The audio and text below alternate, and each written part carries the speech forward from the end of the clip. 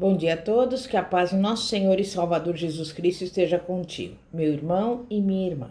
A mensagem de hoje tem como tema crescimento, mesmo em tempos difíceis. Nós sabemos que a palavra de Deus nos diz em Gênesis 17:1 o seguinte: Quando Abrão tinha 99 anos, apareceu-lhe o Senhor e lhe disse: Eu sou o Deus Todo-Poderoso. Anda em minha presença e sê perfeito. Até aí. Eu quero dizer para você, a sua vida vai dar certo. Esta é uma maneira de afirmarmos que você não pode optar pelo fracasso. A grande conquista é sermos tudo o que Deus quer que sejamos.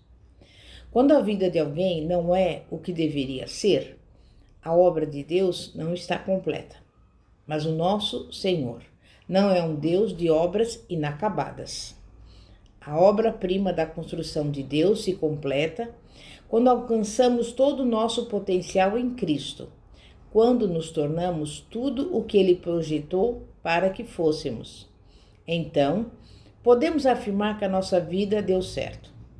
É óbvio que isto é um processo, mas precisamos ter a certeza de que estamos de fato tendo um crescimento contínuo.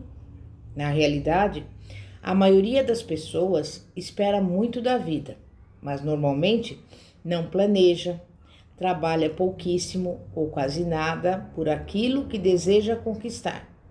Ou quando trabalha com afinco, este não produz resultados, porque o esforço sem o planejamento e sem avaliações constantes produz perdas. Não importa quanto tempo você levará para planejar como a sua vida dará certo. O importante é que diariamente você planeje e dê passos edificantes, como parte do processo construtivo. Os resultados positivos serão notórios e vão te incentivar a uma caminhada firme e contínua rumo aos seus ideais. Será que já crescemos o suficiente para alcançarmos a estatura esperada pelo nosso Pai amado? Será que já somos tudo o que Deus almejou que fôssemos? Ou existe algo mais a alcançar? Às vezes, acomodamos-nos por sabermos que a nossa vida está nas mãos de Deus e imaginamos que o crescimento ocorrerá automaticamente e tudo dará certo. Omitimos-nos porque achamos que as coisas boas da vida acontecerão milagrosamente e esquecemos-nos de que a omissão é um diploma do fracasso, principalmente se o que deixamos de fazer for muito mais importante do que tudo o que estamos fazendo. Aliás, se o que estamos fazendo não produzir crescimento, não chegaremos a lugar algum. Periodicamente, é preciso fazer avaliações sobre o nosso crescimento em cada área espiritual, intelectual, emocional, profissional, para verificar se estamos ou não atingindo as nossas metas e as metas propostas por Deus em sua palavra. É preciso sair da acomodação. A vida de Abrão em um dos caldeus parecia estar dando certo. Ele tinha uma boa esposa, bons amigos, bens materiais, vivia em uma cidade com boa infraestrutura para a época. Mas Abrão estava desanimado, pois não tinha herdeiros. Ele não sabia, mas ainda não era quem Deus queria que ele fosse. Então, o Criador se revelou a Abrão como o único Deus e lhe fez promessas condicionadas à sua obediência. Para que a vida de Abrão desse certo, ele teria que sair da acomodação e dar provas a Deus de que cria realmente nele. Devia reconhecer o Eterno como Todo-Poderoso, obedecer a sua ordem de deixar Ur e a sua parentela, seguindo com Sara até a terra que ele ainda lhe mostraria. Devia andar na presença do Senhor e ser perfeito. Deus queria que Abrão fosse abençoado e também um abençoador. Queria que Abrão, em hebraico, pai exaltado, fosse transformado em um Abraão, pai de multidões de nações. Deus queria que a vida de Abraão desse certo, que dele saíssem nações, reis de povos. Talvez você ainda nem esteja consciente disso, mas pode ainda não ser a pessoa que Deus deseja que você seja.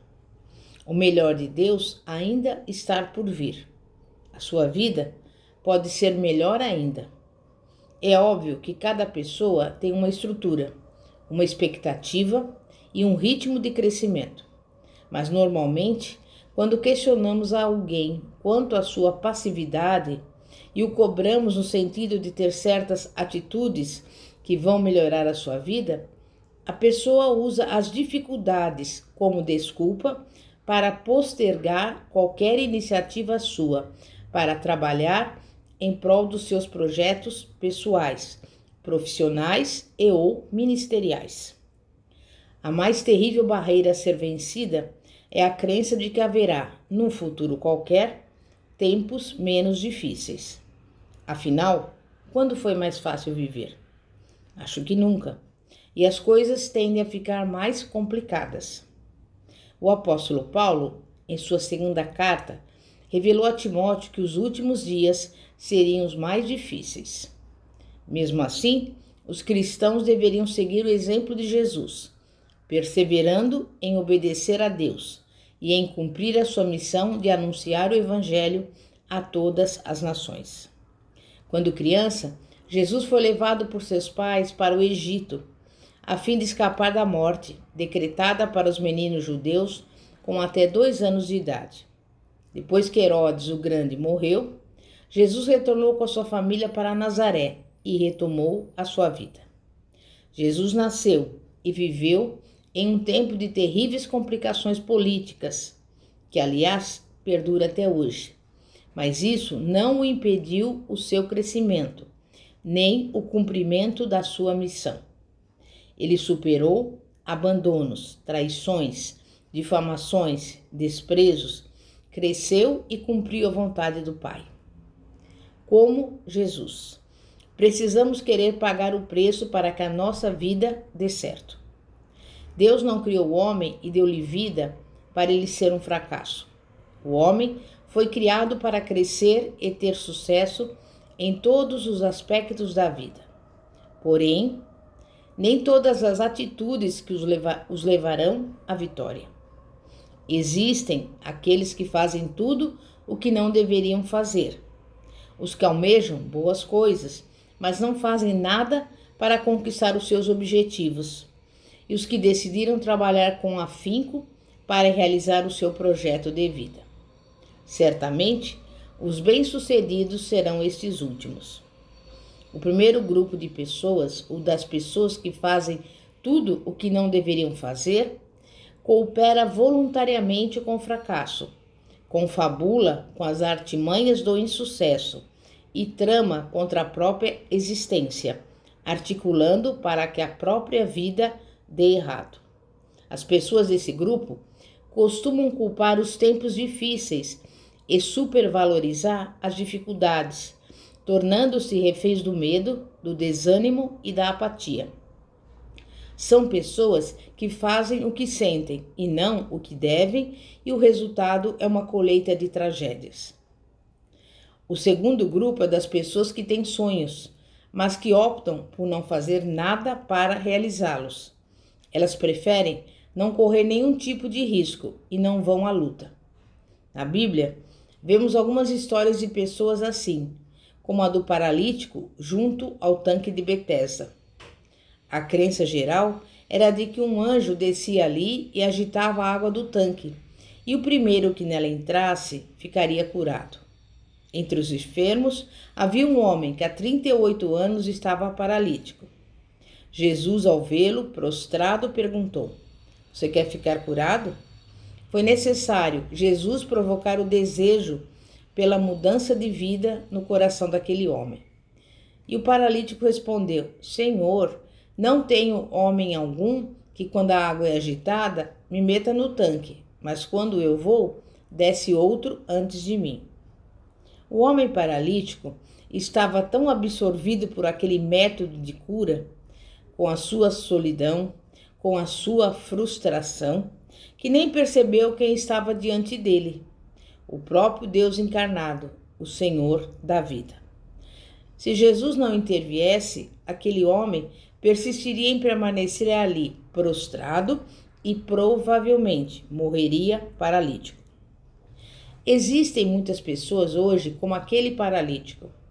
Você pode estar na mesma situação deste homem e pensando que está fazendo tudo para que o milagre aconteça e a sua vida dê certo.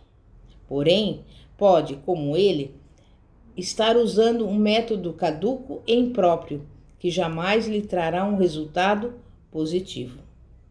Ainda bem que Deus é soberano e interfere em nossa história de derrota e fracasso, mostrando-nos a solução para o problema. Ele nos diz o mesmo que disse aquele homem paralítico: levanta-te, toma tua cama e anda. A semente da palavra de Deus encontrou um solo fértil naquele coração, que foi curado da sua secura e aridez, e uma vida inteira que deu errado passou a dar certo, porque aquele homem creu e obedeceu a Jesus. O terceiro grupo das pessoas que lutam para que a sua vida dê certo, sabe que pode fazer tudo, menos deixar a vida passar sem vivê-la na sua plenitude. Aqueles que decidiram fazer a vida dar certo, deixam de olhar o tanque de água e olham diretamente para Jesus e para a sua pergunta desafiadora: queres ser curado? E logo respondem: sim, queremos ser curados. Se formos capazes de demonstrar para Jesus vontade de sermos curados das nossas incapacidades, das nossas perdas, do nosso passado horrível, Ele é suficiente para fazer com que a nossa vida dê certo. Fazer a vida dar certo é deixar de olhar as circunstâncias difíceis, o momento economicamente difícil, a situação caótica da sociedade ímpia, as oportunidades que passaram ou as que não chegaram, porque Jesus está conosco e pode trazer à existência o que não existe. As pessoas que decidiram fazer a vida dar certo são aquelas que resolveram fazer a diferença, enquanto outras são indiferentes. Tais pessoas sabem que as suas conquistas dependem da sua obediência a Deus, como Noé. Se Deus estiver ao seu lado, a sua vida vai dar certo. E mesmo em tempos de crise, você crescerá e triunfará. Creia em Deus e aceite os desafios que Ele propõe para a tua vida. Em nome de Jesus. É momento de oração. Santíssimo Deus e poderoso Pai, Pai de nosso Senhor e Salvador Jesus Cristo, nesse momento tira da nossa mente e do nosso coração toda dúvida, toda incredulidade, todo medo, mas dá-nos ousadia, dá-nos coragem, dá-nos força, capacita-nos, Pai, para que nós possamos fazer exatamente tudo aquilo que é necessário para que venhamos ter uma vida que dê certo, para que venhamos, Pai, receber de Ti tudo aquilo que o Senhor propõe para cada um de nós. Porque a Tua palavra diz que o Senhor já nos deu toda a sorte de bênçãos nas regiões celestiais. Neste momento, pelos olhos da fé, nós tomamos posse da nossa saúde, da nossa cura, da nossa provisão, da nossa harmonia, da nossa paz, da nossa felicidade. Todas as promessas, Pai, que o Senhor tem na Tua palavra, nós recebemos agora, pelos olhos da fé, em nome de Jesus. Amém e graças a Deus. Que a paz de nosso Senhor e Salvador Jesus Cristo esteja contigo. Pastora Fátima, da Igreja Evangélica Apostólica Poder de Cristo. Glória a Deus, aleluia.